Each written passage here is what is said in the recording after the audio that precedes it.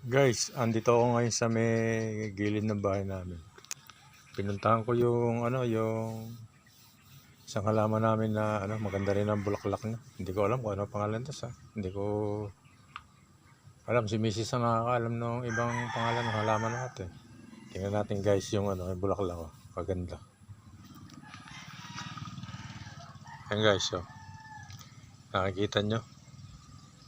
Kombinasyon siya ng dilaw at saka pula. Oh, maganda guys nung niya, nung kulay ng bulaklak niya. Oh, ayan, oh, marami pa siyang marami pa siyang kasunod na na buko. Ayan, oh. Oh. Yun guys, oh. Ito pa yung isa, oh. Ayan, oh. Ayan guys, oh, tingnan nyo. Ayan, oh. Ito wala siyang ganong pula, pero yung kabila mapula siya. Oh.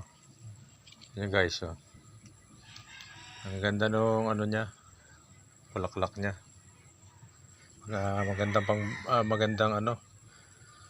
pagmasdan, pag lalo na yung kagigising mo lang sa umaga.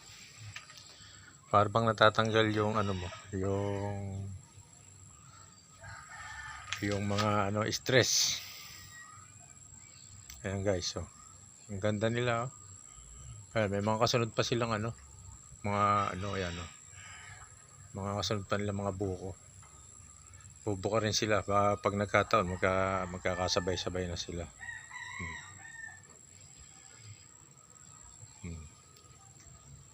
Thank you guys sa panonood.